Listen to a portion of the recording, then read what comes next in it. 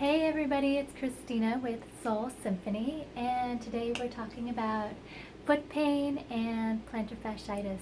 So if you've been dealing with foot pain or you know somebody who has been struggling with daily foot pain, I'm going to offer a couple things that will really make a big difference in your recovery or even from preventing injury in the first place.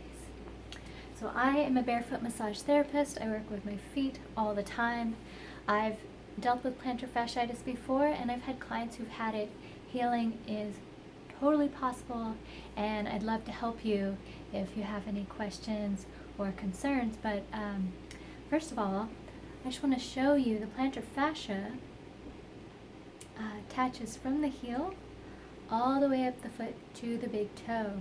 So when this area is injured or there's scar tissue, stuff can get stuck together and restricted, and it can just keep getting worse and worse if you don't take care of it. So super important to number one, have good, comfortable, supportive shoes. If you are wearing flip-flops or flats or old worn-out shoes, you need to get rid of them or find something that's comfortable and feels good. On the inside, you're going to want to use some kind of comforting insert. Some people spend hundreds of dollars on special inserts that don't even work. I found these for about $10 at Academy. They're for foot pain, and for me, they work great. So find what works for you and use it. So what I like about these is it's slightly cushioned. It's got arch support on both sides of the foot, so that it really hugs the foot and helps keep it stable. So other things, stretching, strengthening, and massage. So I'm going to show you a couple techniques for each of those that can really make a huge difference in your recovery and feeling better. So number one stretch is a yoga pose called downward dog. And you're going to plant your heels back and put your butt up in the air. And you're just going to stretch out your spine, your head and your hips in the opposite direction, and you should feel a really nice stretch on the plantar fascia and the calves and all the way up into your hamstrings. And you can kind of go side to side if you want to focus on each side individually. It will intensify it.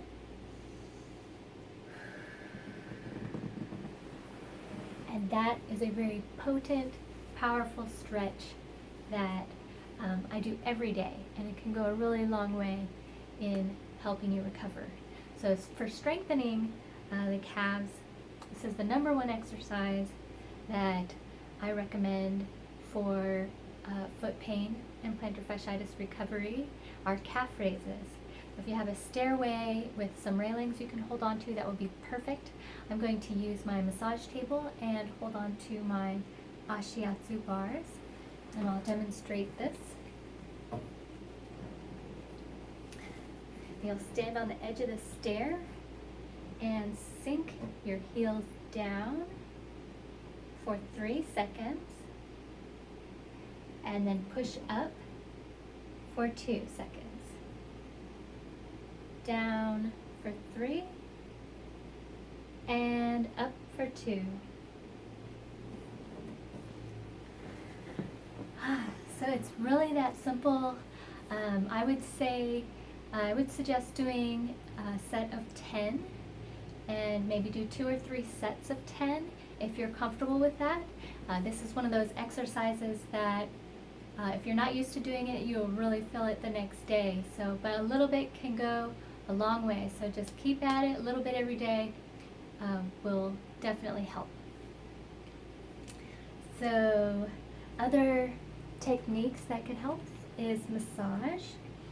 A couple things that I love to use. I personally have a spiky ball, and this is really great tool for stimulating the feet or the calves. If you don't have something like this that you can use, another technique for stimulating the foot that you could do is walking barefoot on gravel. So that has a similar technique where it's stimulating the area, it's increasing your circulation, help loosen up that matted up tissue. So, and here's also one more stretch that's really good that you can do just sitting down and reaching for your toe, pulling your toe back so it stretches that plantar fascia, stretches the calf and the hamstring. That whole back line needs to loosen up, and that will help your feet have more freedom as well. So another tool I use for massage in my practice for repetitive stress injuries, it works really well for plantar fasciitis. It is a silicone cup. You just give it a little squeeze, and if you have some lotion or oil on the body, you can actually maneuver the cup around while it's latched on. So, and instead of compressing the tissues like I would with deep tissue barefoot massage, it actually works to pry the tissues away from the bone. So if there's anything stuck together, it helps loosen it up so blood flow can get in there and heal up that tissue that needs help. So cupping is really intense, feels really good, and excellent tool for injury recovery.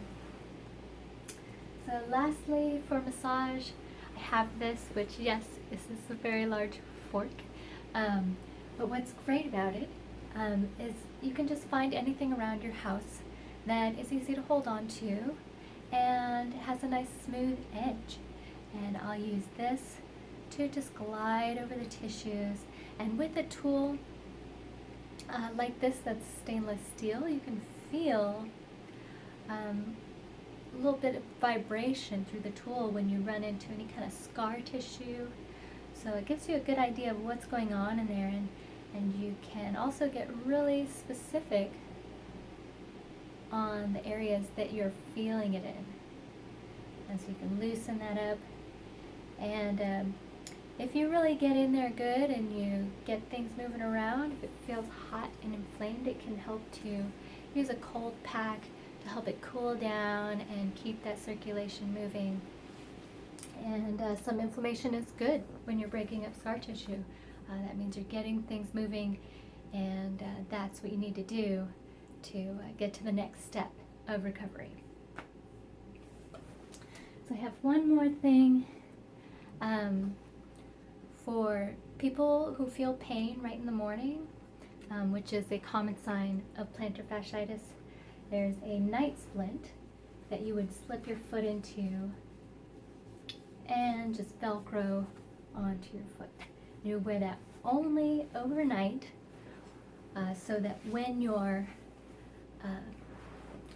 the plantar fascia is healing up at night, it heals up with your foot at a right angle instead of with the foot pointed.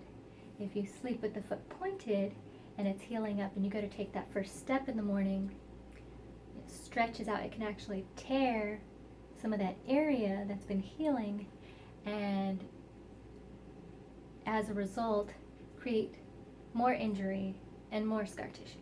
So that can be a really important part of recovering from plantar fasciitis as well. So I hope that this video has been helpful for you, and feel free to share this with people who you think it could be helpful for, and thank you for watching.